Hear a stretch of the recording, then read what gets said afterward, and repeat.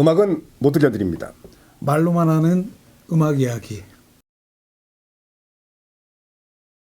이번에 소개해드릴 곡은 제가 추천했습니다. 허비 행콕의 워터멜론맨. 네. 원래 지난주에 소개하기로 했는데 치코리아가 사망했다는 소식을 들어갖고 바꿨어요. 그렇죠. 치코리아랑 허비 행콕은 듀엣입니다. 단짝입니다. 둘이 어떻게 그렇게 평생을 같이 붙어 다니죠. 그렇죠. 네. 마일즈 데이비스의 허비 행콕이 나가고 나니까 치코리아가 그 자리를 들어왔었죠. 그렇죠. 일렉트릭으로 바뀌면서 치코리아가 됐죠. 둘이 참 그 듀엣 공연도 하고 많이 공연도 하고 그랬어요. 네. 오늘 소개해드릴 워터멜론맨은 제 최애곡 중 하나입니다. 네. 들으면은 그냥 80년대가 그냥 주마등처럼 흘러가는 이런 곡 중에 하나인데, 워터멜론맨 수박장수의 수박장수, 수박맨.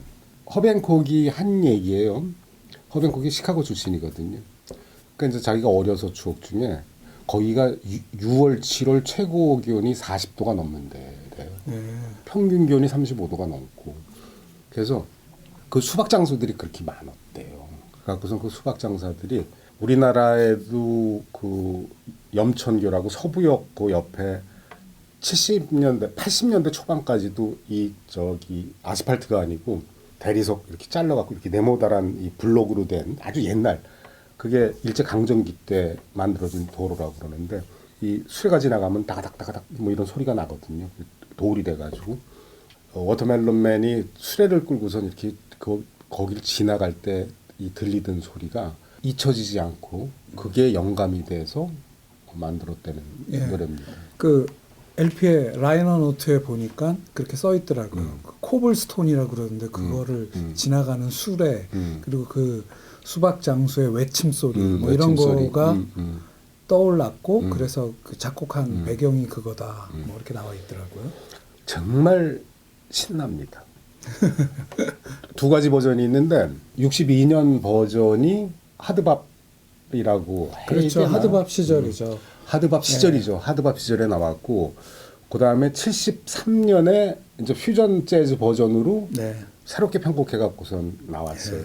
근데 제가 좋아하는 곡이고 첫 번째 추천할 곡은 62년 테이킹 오프 앨범에 수록된 워터멜론맨입니다. 데뷔 앨범이죠. 그 62년에 이 앨범 발매했는데 그때 나이가 22살이었어요. 네. 이 앨범으로 허비 행콕이 시작이 됐어요. 그러니까 이 앨범을 들은 마일즈 데이비스가 관심을 가지고 그 다음에 데뷔를 가죠. 그렇죠. 63년에 직접 찾아가서 허비 행콕을 픽업했다고 그래요. 네. 그러니까 역사상 가장 성공한 데뷔 앨범. 그러니까 재즈 역사상 뭐 그렇게 평들을 하더라고요. 우리나라 그러니까 쉽게 표현하면 이런 거예요. 우리나라 축구 선수가 프리미어리그의 데뷔전을, 신인 선수가 데뷔전을 치르는데 데뷔 전에 해트트릭을 날린 거야. 그렇죠. 거의. 그러니까 뭐 이만저만한 천재가 아닌 것 같아요. 이분은 뭐 인생으로 이렇게 봐도 각 나이대별로 그냥 최고 선봉에 서 있었던 것 같아요. 그러니까 저는 개인적으로 이분이 참 대단하다고 느끼는 게, 그러니까 청출어람이라고 하죠.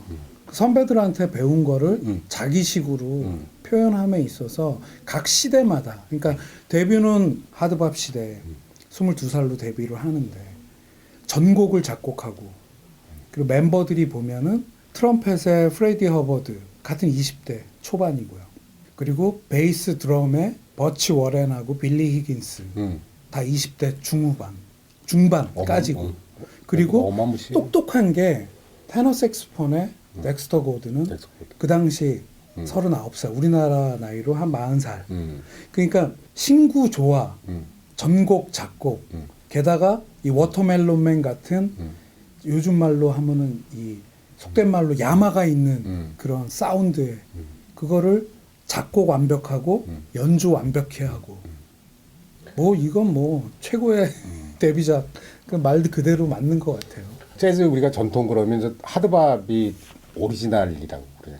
그 맥을 갖다가 이어가는 가장 재즈가 전성기 시대가 그때라고 보는 거니까요. 그리고 50년대부터 60년대. 그리고 하드밥이라는 게 사실 브루스랑 스윙이 핵심이 돼갖고 그러니까 그 재즈의 전통을 그냥 계속 이어가는 건데 근데 이 저 허비 행콕서부터 이제 사실은 반란이 시작이 된 거지 어떤 의미에서 각 다른 음악들을 갖다가 끌어들이고 그리고 허비 행콕이 대학에서 전공을요 전자공학이랑 음악을 같이 전공을 했어요. 그래서 네. 60년대는 사실 저희 어려서는 그랬어요. 음악 그러면 최고의 악기는 신세사이저였어요. 지금은 뭐 너무 흔해 갖고선 뭐 새롭다는 게 없는데 그때 최첨단 최고 정상을 달리는 그룹들은 락에서 다 신세사이저 연주를 했어요. 신세사이저 연주가 안 들어가면 이건 뭐 음악 아니네. 그러니까 이럴 어쿠스틱 정도였어. 악기들에서 어떤 혁명이 일어난 거니까 악기의 폭이 넓어지고 사운드가 완전히 바뀌는 그 시대를 그러니까 그 전 시대 그러니까 비밥부터 하드밥까지의 약간 모던 재즈를 쭉 해오면서 그 나이 한 30 정도 됐을 때는 시대가 확 바뀌어갖고 재즈 퓨전, 재즈 펑크 이쪽으로 갔는데 거기서도 청출어람이라고 아까 했듯이 선배보다 훨씬 히트하는 앨범을 그때 내고 나이 먹어서는 일렉트릭과 어쿠스틱을 왔다 갔다 하면서 현재까지 그러니까 레전드 오브 레전드. 마일즈 데이비스가 참 대단한 것 같아요 보면. 그러니까 정말 그 음악만이 아니고 그 사람 보는 눈도 대단한 것 같아요. 그래서 허비 행콕도 어떤 의미에서 마일즈 데이비스 퀸텟이죠. 네, 두 번째 그레이트 퀸텟의 피아노였죠. 그때 그 하면서 이렇게 이제 멤버로 일하면서 사실 마일즈 데이비스 영향을 많이 받은 것 같아요 제 생각에는. 그러니까 마일즈 데이비스야말로 모든 음악을 다 자기가 한번 녹여보려고 했잖아요. 월드 뮤직도 처음 재즈에 도입하고 그렇죠. 뭐 근데 그런 것들이 허비 행콕에 와서 너무 자연스럽게 이루어진 것 같아요.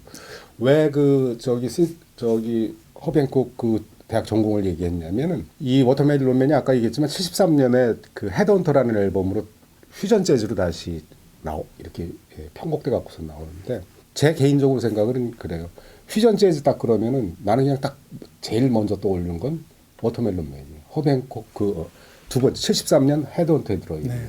근데 좋아하기는 62년 테이킨 오프의 워터멜론맨을 더 좋아합니다. 그러니까 저 역시 20대 초반에 재즈를 듣겠다 마음 먹었을 때 그건 몇 개의 앨범 중에 제가 시작한 앨범 중에 이 앨범이 있는 거죠. 이거 테이킹 오프.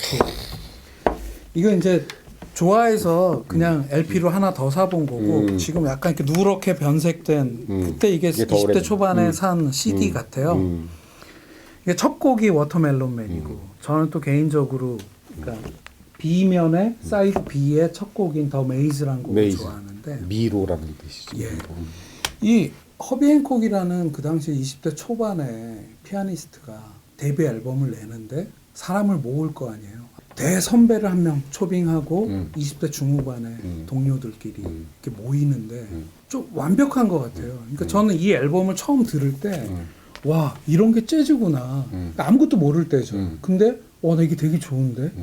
그러니까 어쩌면 저한테는 이 CD가 시작된 그러니까 재즈 듣는 거가 시작된 그 앨범이어서 허비 행콕이 더 좋고 그리고 제가 가끔 이렇게 스케치북에 낙서를 할 때 그림을 인스타그램 같은 데 올리면은 정말 놀라운 세상인 게 허비 행콕 옹께서 좋아요를 2번이나 눌러주셔가지고 야, 캡처해놓고 있는데 야, 예. 그거 한번 소개해줘. 예, 이런 앨범 이게 얼굴에 그 당시 이제 블루노트 녹음을 할 때 루디 반겔더 스튜디오에서 녹음을 할 때 옆에서 그 알프레드 라이언이 프로듀싱을 하고 그 옆에서 부대표인 프란시스 울프가 사진을 찍는 그 사진들을 얼굴들을 이렇게 그리는 거를 좋아하니까 그렇게 그려서 올리곤 했는데 진짜 허비 행콕이 할아버지께서 행운. 좋아요를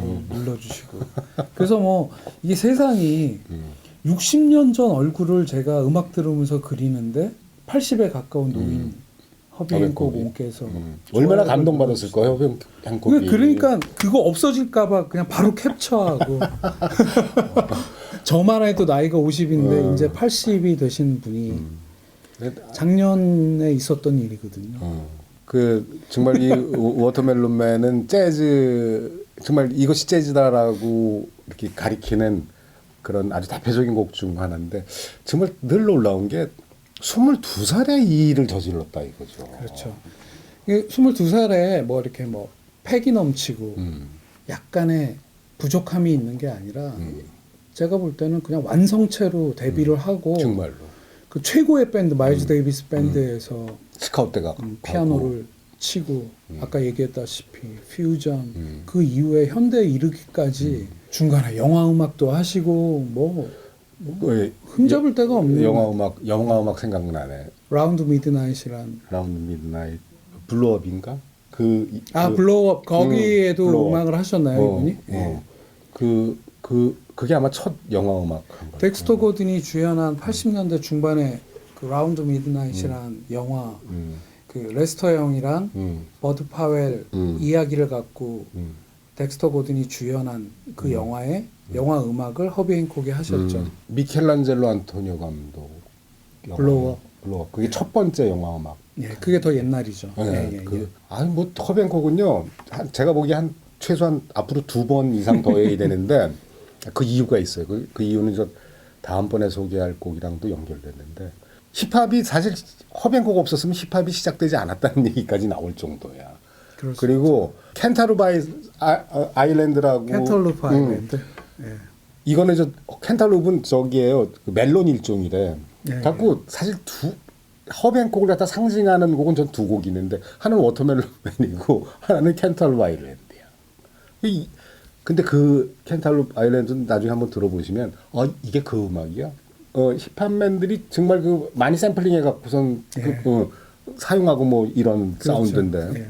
이 워터멜론맨은 300번이 넘게 녹음이 됐다고 그래요. 그러니까 이 아티스트들이 녹음을 했는데 그 건수가 300건이 넘는데 재즈 이제 스탠다드 넘버 중에 스탠다드 넘버죠. 예. 그래서 워터멜론맨이 62년도 아까 말씀하신 테이킹 오프 이 첫 앨범에서 11년이 지나 나왔다. 73년 네, 헤드헌터. 여기 뭐 이게 그러니까 제2의 전성기를 연 앨범 같아요. 재즈 퓨전을 재즈 락으로 마일즈 데이비스가 그 포문을 연 다음에 마일즈 데이비스 밴드에서 나와갖고 허비 행콕은 실험적인 음반들을 몇 장을 내요. 70년대 초반에. 그러다가 좀 쉽게 음악을 하고 싶었대요. 그 인터뷰에 있더라고요. 그래서 이 음반이 나왔는데 여기에 이제 두 번째 곡이 워터멜론맨. 근데 뭐 이게 같은 곡이라고 11년 동안 이 사람한테 무슨 일이 있었는지 시대가 어떻게 바뀌었는지를 알 수 있는. 그렇죠. 뭐 베니 모핀이 색소폰을 불고 빌 서머스라고 타악기 한 사람이 있는데 이 워터멜론맨의 리메이크 버전에 이 앨범에 있는 버전에 보면은 약간 이렇게 아프리카 리듬 같은 시작이 그게 맥주병으로 입 불어갖고 그 소리를 낸 사람의 목소리랑 이렇게 해서 두 개로 음악을 시작하는데 그 아이디어가 누구한테서 나온 건지 모르지만 참 엄청나죠. 예. 힌디후라는 악기래요. 이게 저 중앙아프리카 피그미족 악기라고 그러는데. 뭐 자이레의 피그미족의 악기를 흉내내서 맥주병으로 그 소리를 냈다. 근데 워터멜론맨이라는 이름에 맞춰서 그 사운드가 정말 잘 어울리긴 잘 어울려요. 잘 어울려요. 정말 이게 처음 시작이 정말 아주 흥겹게 시작이 돼요. 맞아요.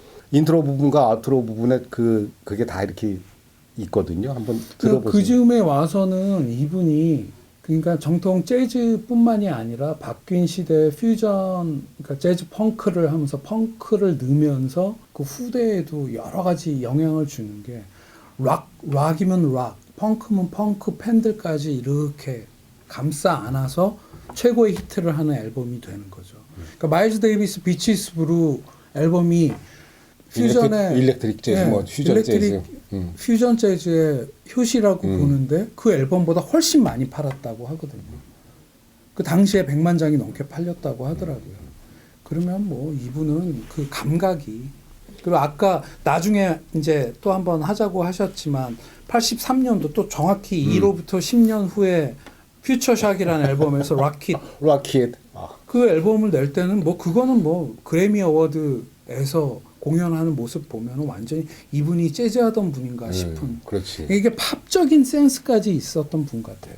그 팝적인 센스라고 얘기해죠. 근데 이게 보니까 플럭서스라는 그 문예에 이렇게 운동 무브먼트가 있어요. 그러니까 그 플럭서스 이제 백남준 선생이 중간쯤 되는 거고 존 레논 와이프 오노 요코가 막내쯤 되고 그래서 우리가 전위 예술이라고 보통 붙이잖아요. 뭐 설치 예술 뭐 이게 다 플럭서스 아티스트들이거든요. 근데 그게 50년대 60년대 50년대부터 시작해 갖고 60년대 정말 이렇게 폭넓게 이렇게 갔어요. 그래서 존 레논도 오노 요코한테 영향을 받았다는 게 뭐냐면 존 레논이 비틀즈 탈퇴하고선 플럭서스 아티스트들이랑 교류가 굉장히 많았어요. 그래서 우선 그 음악이 정말 그 깊어졌죠. 존 레논도. 근데 여튼 그게 무슨 얘기냐면 이 플럭서스 운동이라는 게 예술이라는 게 훈련된 자들 그리고 익숙한 자들을 위한 그들을 위한 그런 것이 됐는데 이 플럭서스 아티스트들이 주장한 게 뭐냐면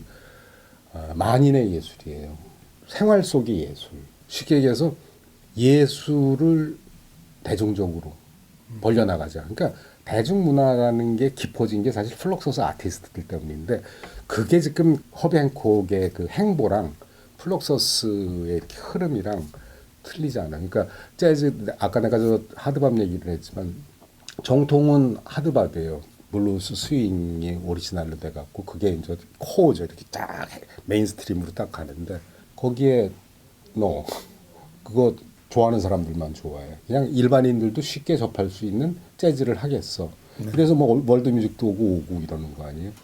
그렇게 쉬운 재즈, 만인의 재즈로 방향을 바꾼 사람이 저는 허비 행콕이 아닌가. 그러면서 메인스트림 어쿠스틱한 재즈도 놓지 않고 그렇죠. 함께 겸비해서 온 분이니까 그러니까 어떤 그 편견 같은 게 없었던 것 같아요. 그러니까 재즈는 이래야 돼. 그러니까 시대에 맞게 변하면서도 거기에 자기 개성을 온전히 집어넣어서 되게 새롭고 히트하고 만인이 나눠 먹을 수 있는 그런 재즈를 계속 해오신 분이 아닌가. 그 유튜브에서 허비 행콕 인터뷰를 옛날 인터뷰를 누가 우리나라 말로 자막을 올려서 했는데 이분이 마일스 데이비스 하고의 일화인데 마일스 데이비스로부터 어떤 영향을 받았는지 이분이 그 살아나가면서 그거를 계속 되뇌었다고 하는데 소앗을 그러니까 제가 추정컨대 60년대 중반 정도인 것 같아요. 마일스 데이비스 밴드에서 연주를 하고 있을 때 소앗을 연주를 하고 있었대요. 근데 마일스 데이비스가 솔로를 하고 있는데 자기가 피아노로 코드를 이렇게 넣는데 완전히 틀린 거를 넣어갖고 어떡하지 하고 피아노를 잠깐 못 치고 있었는데 그 틀린 음을 받아갖고 마일스 데이비스가 몇 개의 음을 부는데 그 코드가 틀린 코드가 아니게끔 그걸 바꿔서 마일스 데이비스가 연주를 하는데 그 자체만으로도 굉장히 놀랬는데 자기가 생각하기에 마일스 데이비스는 그거를 틀린 음으로 받았던 게 아니다. 그래서 그로부터 이렇게 열린 사고 그런 거를 배우고 그런 음악에 대한 그런 열리고 건설적인 사고를 배움과 동시에 마일스 데이비스가 항상 한 발 앞서서 다른 것들을 할 때 그걸 온전히 그러니까 좋은 선배 밑에서 좋은 후배가 나온 것 같아요. 그러니까 이런 앨범들도 마일스 데이비스가 그런 어떤 자기 행보를 하지 않았으면 이쪽으로 굳이 갔을까 하는 생각도 들거든요. 저는 물론 시대의 흐름이란 게 있지만 그래서 요번에 허비 행콕 공부하면서 좋은 시대에 좋은 선배와 함께 음악하고 아주 멋지게 나이 드셨구나 하는 생각을 하게 됐죠. 예. 김 감독 얘기 마무리자면 재즈에는 참 그 재밌는 얘기 하나가 있었어요. 지금 똑같은 얘기인데 재즈에는 실수가 없다. 예. 그러니까 그 순간순간 상황에 맞춰서 연주해 가면 되니까. 그러면서 뒤에 붙인 말이 인생에도 실수는 없다. 셀로니어스 몽크도 틀린 음은 없다. 피아노 위에, 건반 위에 뭐 그런 얘기 했었죠. 예. 네, 허비 행콕 워터멜론맨. 정말 할 얘기가 정말 많은데 허비 행콕은 뭐 앞으로 여러 번 더 소개해야 되니까 곡들이 많으니까 나중에 더 이야기하기로 하고 오늘 그럼 네. 여기서 마치겠습니다. 네. 네, 감사합니다.